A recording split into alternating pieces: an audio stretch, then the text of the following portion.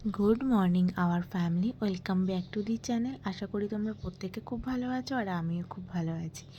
তো আজ চলে যাচ্ছি আমরা কোথায় সেটা দেখার জন্য কিন্তু তোমাদের ওয়েট করতে হবে। তো চলো এখন যাওয়া যাক। তো এই যে মাম রেডি তার গোপালকে নিয়ে। জানো তো এর আগেও আমরা গিয়েছিলাম, সেখানেও গোপালকে নিয়ে গিয়েছিলাম। তো ভেবেছিলাম এবার নেব না, তো কে কার বায়না শোনে, গোপালকে সে নিয়েই যাবে। তো এই যে গোপাল দেখো রেডি। যেহেতু এখন ভোর 4:30 বাজে, তো গোপালকে ঘুম পাড়িয়েই নিয়েছি, এখন আর তুলিনি, একটু পরে তুলব। তো আমরা বেরিয়ে পড়েছি ঠাকুরের নাম নিয়ে।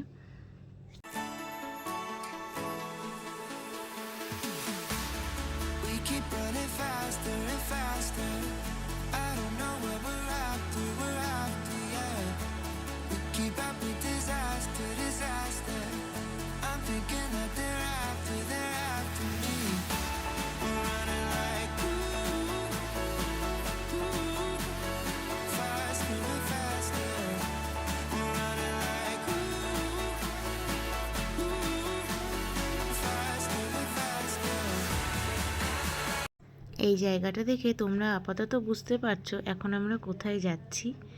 তো চলো দেখে নেওয়া যাক কোথায় যাচ্ছি। তো এই যে চলে এসেছি হাওড়া স্টেশন। তো আমরা অনেকটা আগেই যেহেতু চলে এসেছি, তো এখন আমরা স্টেশনের ভেতরে গিয়ে কিছুক্ষণ ওয়েট করব, কারণ আমার বোনের বর তার ছেলে আসবে, তো তাদের জন্য কিছুক্ষণ ওয়েট করব। ওরা এখন ট্রেনে আছে। তো এই যে ফাইনালি তারা এসছে, এই যে পাপাই, বিথিকা, আমাদের শিবা। আর দেখো না এদেরকে দুজনকে দেখো, এই যে শুরু হলো। আমার মেয়েও তার ভাইকে পেয়ে না নিজেকে একটু দিদি দিদি মনে করছিল। মানে একটা দিদিতে যেরকম একটা দায়িত্ব জ্ঞান থাকে, ওর হাত ধরে ও নিয়ে যাবে। এইগুলো না ভীষণ মজার। ওদের সাথে সাথে আমরাও কিন্তু বেশ ওদেরকে নিয়ে এনজয় করেছি। যেমন দুজন দুজনকে ছাড়া থাকতে পারে না, তেমন আবার দুজনে মিলেই ঝামেলা করবে। একটা চেয়ারের মধ্যে দুজন বসবে, ও যেটাতে বসবে ও সেটাতে বসবে। এই যে দেখো ওদেরকে একবার। আমরা দুই বোনও কিন্তু কম যাই না, ট্রেনে উঠে গল্প শুরু করে দিয়েছি ব্যাস। তো এখন বাজে 6:30। তো দেখো আমরা চা বিস্কুট কেক নিয়ে নিয়েছি। তো এবার বলি আমরা কোথায় যাচ্ছি। আমি, আমার হাজবেন্ড, আমার মেয়ে আর আমার বোনের বর তার ছেলে, আমরা এই 6জন মিলে যাচ্ছি দীঘা। যদিও তেমন কিছু না এটা, তবুও পুজোর পরে একটা আমেজ কাটানোর জন্য অনেক দিন ধরে একটা প্ল্যানিং করেছিলাম কোথাও ঘুরে আসি। এর আগে ওরাও আমাদের সাথে কোনো ট্যুর করেনি আর আমরাও করিনি, মানে হয়নি আর কি। তো ভাবলাম তো চল একদিন ফোনে গল্প করতে করতে তো ট্যুরটা প্ল্যানিং করা হলো। তো সেইটারই ফাইনাল আজকে আমরা যাচ্ছি। তো খুব মজা হচ্ছে। সামনে আরও ভ্লগ আসতে চলেছে, সেগুলোতেও তো আরোই মজা দেখতে পারবে। তোমরা কিন্তু স্কিপ না করে ভিডিওগুলো দেখো, আশা করি তোমাদেরও খুব ভালো লাগবে। আমাদের ট্রেনের টাইম ছিল 6:40। তো ট্রেনে উঠে ফার্স্টে আমরা চা বিস্কিট আর কেক খেয়েছিলাম। তো এখন অনেকটা টাইমই প্রায় পেরিয়ে গেছে, তো বাচ্চাদেরও খিদে পেয়ে গেছে, এখন প্রায় 9:30 মতো বাজে। তো আমরা 3টে বার্গার নিয়ে নিয়েছিলাম, আর বাচ্চারাও কিন্তু ভীষণ এনজয় করছিল। এখন বাজে 10:30 থেকে প্রায় 11:15। আর এই যে আমরা ফাইনালি পা রাখলাম দীঘায়। ট্রেন থেকে নামার পরে সে কি প্রচণ্ড গরম, একটু বাইরে দাঁড়ানো যাচ্ছে না। তো হেঁটে হেঁটে আমরা স্টেশনের বাইরে বেরিয়ে ওখান থেকে অটো ধরলাম। ধরে আমাদের লাগেজ আমরা সবাই মিলে একটা অটো ধরে চলে গেলাম আমাদের হোটেলে। আর আমরা যে হোটেলটা ছিলাম সেটার নাম হলো কৃষ্ণা কটেজ। সত্যি খুব সুন্দর, দারুণ হোটেল, খুব ভালো লেগেছে আমাদেরও। তোমাদের সাথেও শেয়ার করব হোটেলের রুম ট্যুর। আই হোপ তোমাদেরও খুব ভালো লাগবে। আমার তো পার্সোনালি খুব ভালো লেগেছে। আরও আরেকটা কথা, আমরা কিন্তু এই হোটেলটাতে এসেছি পুরোটাই পাপাইয়ের সোর্সে। ও যেহেতু ওর কাজের সূত্রে এখানে প্রায় এসে থাকে, তো এই হোটেলটা আরও কিছু কিছু হোটেলও চেনা জানা, তার মধ্যে থেকে আমরা একটু ভালো হোটেলে থাকতে চেয়েছি, তো ও এটাই সাজেস্ট করেছে। আমরা এখন যাব লিফটে করে সেকেন্ড ফ্লোরে। আমার রুমটা হলো সেকেন্ড ফ্লোরে। তো চলো। আগেই রুমে এসে কোনো কথা না বলে কোনো রকম ড্রেসটা চেঞ্জ করে গোপালদেরকে আগে খেতে দিয়ে দিয়েছি। আর হ্যাঁ, তোমাদের তখন বলেছিলাম আমরা 6জন এসেছি, না আমরা কিন্তু 8জন এসেছি। আমাদের রুম নাম্বার হলো 308। আর আমাদের এই রুমটা ছিল সেকেন্ড ফ্লোরের ফ্রন্টে। তো ফার্স্টেই দেখো এরকম একটি সুন্দর মোটা গদিওয়ালা বিছানা ছিল। বেডের ঠিক উল্টো দিকেই ছিল একটা সুন্দর বড়সড় টিভি ইউনিট, যেটা আমরা একদমই দেখার টাইম পাইনি। তো যাই হোক, টিভি ইউনিটের একটু সাইড করেই ছিল একটা বিশাল বড় ড্রেসিং টেবিল আর বিশাল বড় একটা মিরর, যেখানে আমি গোপালকে রেখে খাওয়া দাওয়া দিতাম আর আমি নিজেও রেডি হতাম। তার পাশেই ছিল একটা এরকম 3 ডোরের কাভার্ড। তো এখানে আমি গোপালের জিনিসগুলো রেখে দিয়েছি, খাবার দাবার, ওদের বক্স আর আমাদের কিছু জামা কাপড়ের ব্যাগ, আর একদম নিচে রেখেছি বড় ব্যাগটা। তার পাশে ছিল একটা এরকম সিঙ্গেল ডোর, যেখানে আমরা এমনি নর্মাল জামা কাপড় রেখে দিতাম। বেডের ঠিক লেফট সাইডেই ছিল এরকম একটা সুন্দর ঝা চকচকে একটা টয়লেট, যেটার ফ্রন্টেই ছিল একটা বেসিন আর যেরকম নর্মালি থাকে শাওয়ার, কোমোড, গিজার। সত্যি খুব সুন্দর বাথরুমটা, যেটা আমি সবার আগে চেক করি, কারণ বাথরুমটা যদি তোমার সেরকম না হয় সত্যি শরীরে একটা অস্বস্তি ভাব আসে। টয়লেটের পাশেই ছিল একটা এরকম ছোট্ট ব্যালকনি।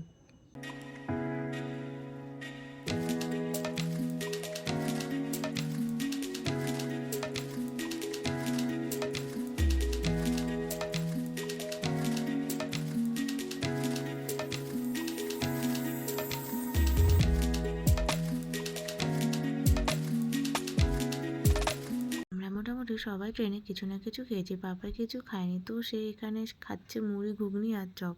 আর জানো তো কি হয়েছে, হোটেল থেকে আমরা রেডি হয়ে বেরোনোর সময় কাচের যে বড় বড় গেটগুলো ছিল সেখানে গিয়ে মাম ভীষণ জোরে একটা ধাক্কা খেয়ে দেখো কপাল টপাল ফুলিয়ে বসে রয়েছে।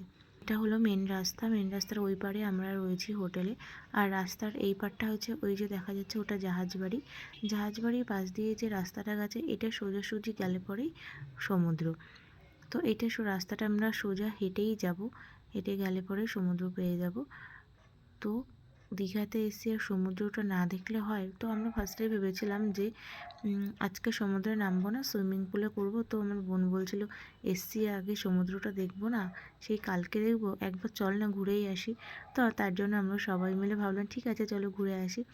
তো সমুদ্র এসে যে আমরা জল দেখে নামবো না, সেটা মানে নিজেকে কন্ট্রোল করার মতো না।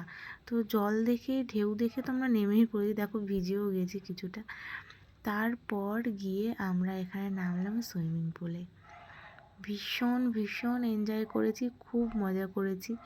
আমরা দীঘাতে আসার আগে মানে আমাদের একটাই ক্রাইটেরিয়া ছিল যে আমাদের হোটেলে যেন সুইমিং পুলটা থাকে। তো দেখো আমরা প্রচণ্ড এনজয় করেছি, জাস্ট বলার মতো না, খুব এনজয় করেছি। আমরা এখানে 3 দিন ছিলাম, 3 দিনের মধ্যে 2 দিনই নেমেছি। আর যেদিনকে উদয়পুরে গিয়েছিলাম সেদিনকেও নামার ইচ্ছা ছিল, তো সেই দিন আর হয়নি। পরপর আমরা 2 দিন নেমে ভীষণ মজা করেছি। ঘুরে আসার পরে ভিডিওগুলো দেখলে না মনে হয় যেন আবার ছুটে চলে যাই। এত মজা করেছি না, ওই দিনগুলো যেন সহজে মন থেকে যাচ্ছেই না, মনে হচ্ছে না আবার বেরিয়ে পড়ি কোথাও ঘুরতে যাওয়ার। একটা বছরে ট্যুর করা উচিত, যেটা সারা বছর তুমি বয়ে নিয়ে যেতে পারবে, আবার সেই সময়টা আসলে আবার কোথাও না কোথাও যাবে।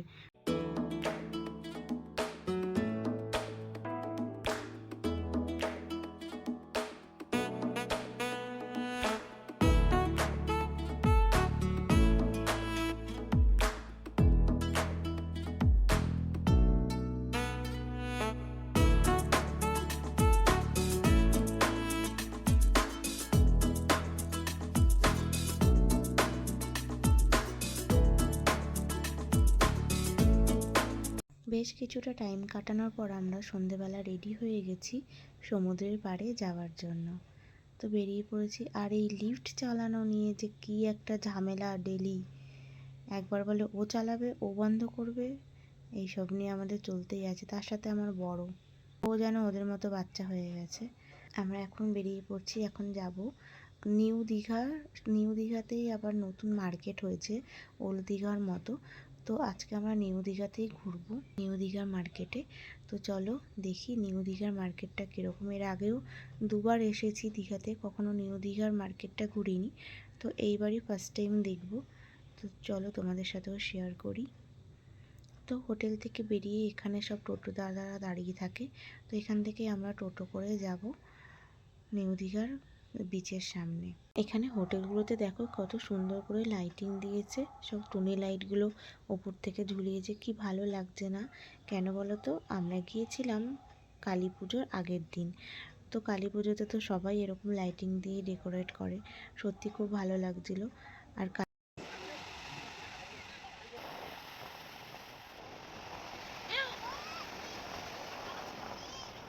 সমুদ্রের পাড়ে বসে কিছুক্ষণ ঢেউ দেখার পরে আমরা চলে গিয়েছিলাম নিউ দীঘার মার্কেটে।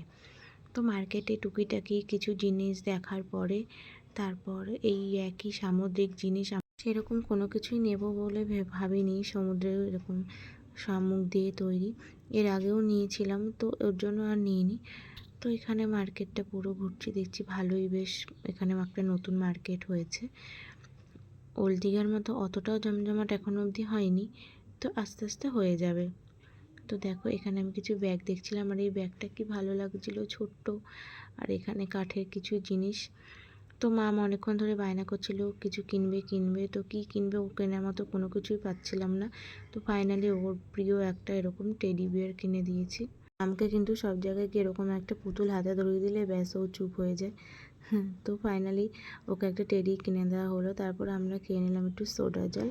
আজ এখানে চাটা খেয়েছিলাম, খুব ভালো কেশর চা আমরা খেয়েছিলাম, খুব ভালো লেগেছিলো। আমরা প্রথম দিন গিয়ে সেরকম কোনো কিছু কেনাকাটা করিনি, তার কারণ এখনও 2 দিন বাকি আছে, তখন আস্তে ধীরে কিনবো। এখান থেকে চা খাওয়ার পরে আমরা এখানে নিউ দীঘার একটা চলে গিয়েছিলাম এমসিটি মল, কারণ সেখানে বোনের কিছু কেনার ছিল। ও একটা হট প্যান্ট আর একটা গেঞ্জি নিয়েছে, পরের দিনকে স্নান করবে বলে। হোটেলে ঢুকতেই এরকম দেখো দুপাশে রেলিং করে গাছ দেওয়া আছে, এখানে কিন্তু বেশ ভালো ভালো ফটো ওঠে।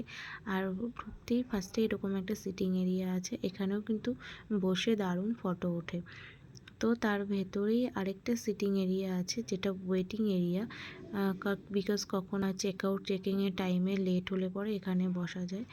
এটা হলো রিসেপশন, যেখানে আমরা কাগজপত্র চেক আউট চেকিংয়ের সময় দরকারে আসি।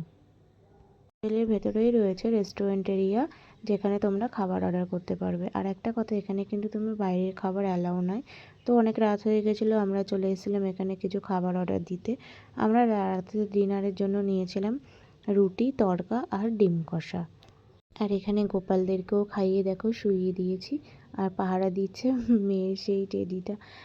সো আজকের ভিডিওটি তোমাদের কেমন লাগলো অবশ্যই কমেন্টে জানিও। ভালো লাগলে লাইক শেয়ার করো, আর হ্যাঁ, সাবস্ক্রাইব করতে ভুলো না।